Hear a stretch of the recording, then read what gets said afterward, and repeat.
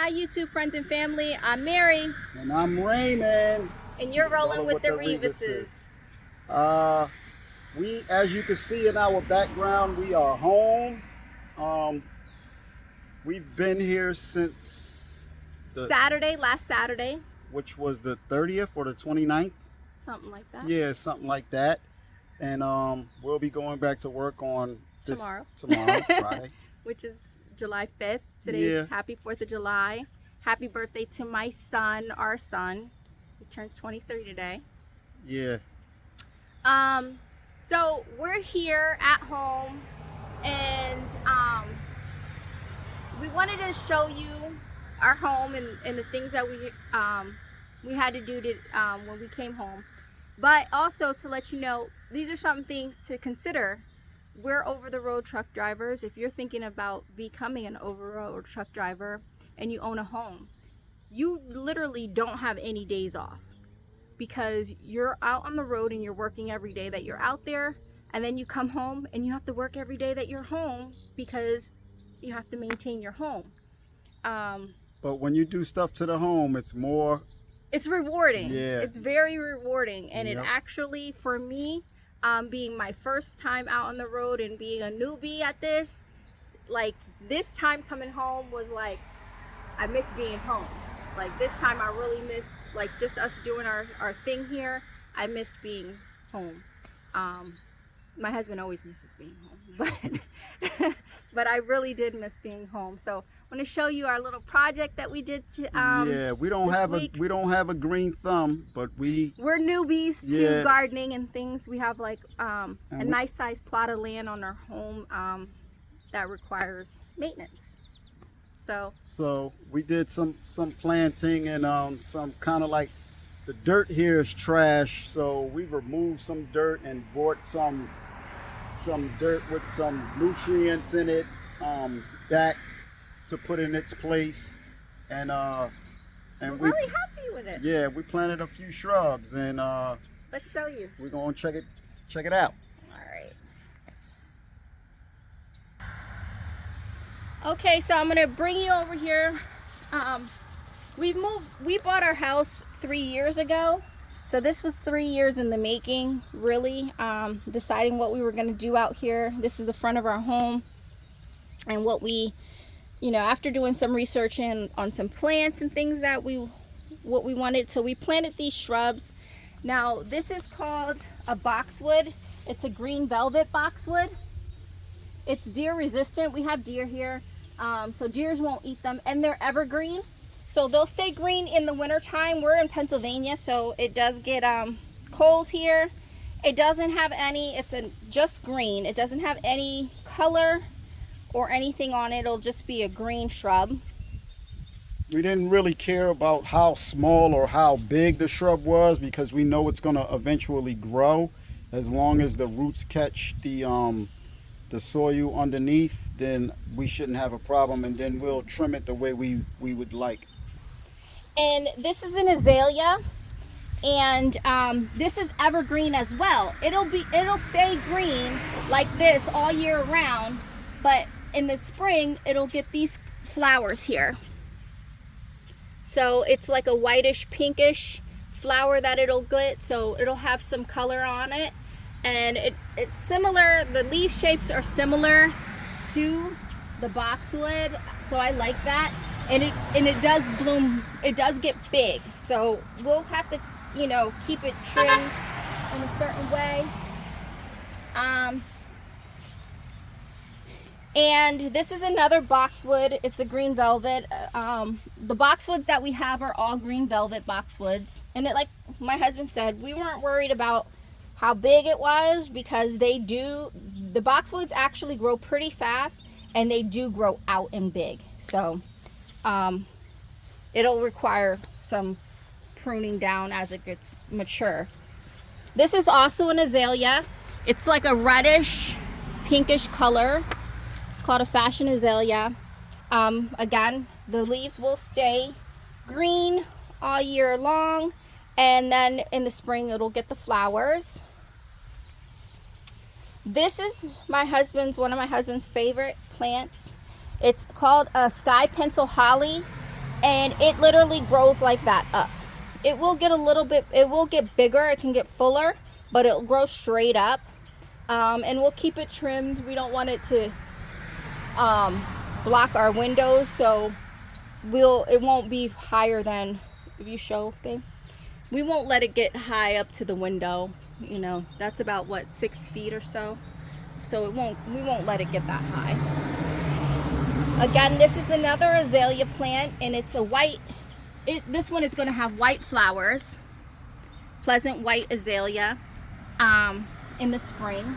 And again, it's evergreen, so it'll stay green. So we'll have like pretty nice green all year around here, and then we'll have our flowers in the spring. Now, as you can see, we got them spaced out because my wife also has some type of bulbs in between the shrubs. So in between the shrubs and all these areas here, I have tulips, daffodils, crocuses,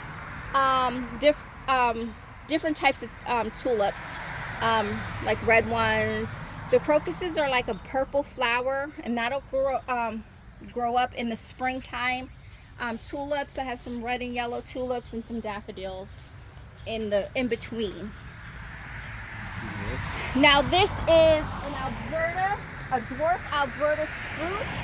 A dwarf Alberta spruce. And this is not going to get very big, but it is pruned in this spiral pattern, and we bought it that way, and my husband just prunes to keep it that way. So I think it only grows about on average about 6 feet, 6 to 8 feet. It doesn't get too big, but this was a lot smaller when we bought it last year. It was probably about that big, more or less. So it grew pretty much.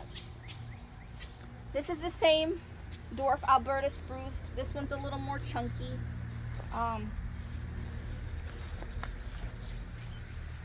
And this is a rose bush, a sun-blazed rose rainbow. So that's the way the flowers will bloom. And if you see, there's a little bud on it. And when we bought it, it didn't have a bud, but it looked like it needed water, because when we watered it, it started getting some buds on it. So we don't know. So a lot of people often plant plants in the springtime, and what we noticed, since we didn't have no time in the spring because we went straight out on the road, and when we came back and just bought these things a few days ago, it's way cheaper than springtime. So we saved, I don't know, maybe half. Yeah, a lot of the roses were definitely half price. They were actually marked half price. One rose bush was like $24. We got 2 for that price. And we got what we did was we got the best one, the best looking one. And, you know, if we needed to trim some of the plants down, we did that once we planted them and watered them. And they are already looking better than they did when they were in the store. This is another boxwood. And then we have another sun-blazed rose here.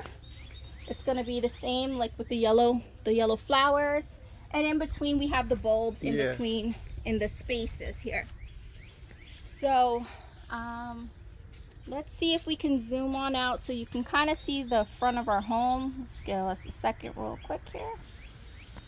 All right, guys, so this is the front of our home, and we're really proud of our landscaping, our first time landscaping, and actually we like the way it came out. And yeah, this is what we did on our home time this time.